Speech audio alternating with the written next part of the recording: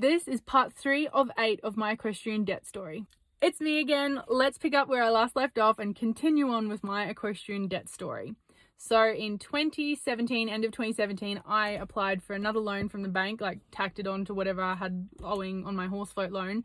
I applied for another $25,000 to buy my car, and my beautiful Toyota Land Cruiser 100 series wagon that I really appreciate. She's a beauty, and I don't regret it. I really appreciate the bank helping me at the time to make it happen, if that makes sense. So I needed this car to tow my horse float to take it down south, because at that time period my husband got a job. We were in Far North Queensland. He got a job in Central West New South Wales, and I was like, pack your bags, let's go, an adventure, new area of life, let's go. But he drove his car down here, and he would have needed it going work and whatnot, so I needed my own car to tow the float to get to shows on the weekends, because I couldn't rely on his car, if that makes sense. So that's why I ended up deciding to get this car. So in 2018 I moved down with Teddy, and yeah, we've been here ever since. So I struggled on minimum wage. I didn't go to university after high school. I wasn't interested in studying. I'm not drawn to any particular career path.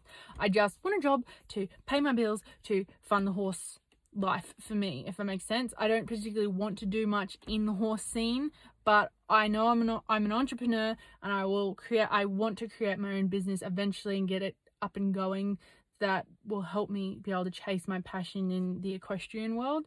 So I don't want to climb no corporate ladder. I just want to be my own boss, have that financial stability and control for myself, if that makes sense. So I was struggling with the pharmacy assistant job I had. I was a minimum wage. It was like $530 a week, and it was so stressful. It frustrated me, like living at home, having to pay my way in life, and I couldn't go to the races on the weekend and do my Fascinator and do my fashion on the field stuff, and going to shows, it was very stressful, like the budgeting and making every dollar stretch and making every dollar count. Like, it was a hectic time. So I googled and googled and googled. I was like, what business can I do? And the thing that stuck out to me was, do something that you're interested in. And I was like, oh, horses. So I started my own horse riding school, where I provided the horse and pony for people in town who couldn't afford to own their own horse and just wanted to come out and either just go for a ride every so often, or to come out and have regular riding lessons. So that's what I started.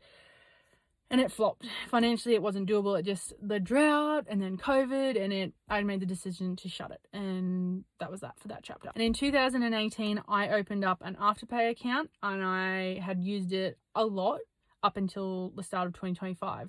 I've closed that account now, and I will not use Afterpay ever again. And I'm going to be very strict on myself. And if I don't have the funds for something, I'm not getting it. And that's that. And then in 2019, I opened up a Zip Pay account, and that was $1,500. I had never once paid it off until January of 2025. And then as soon as I paid it out, I closed it. I was like,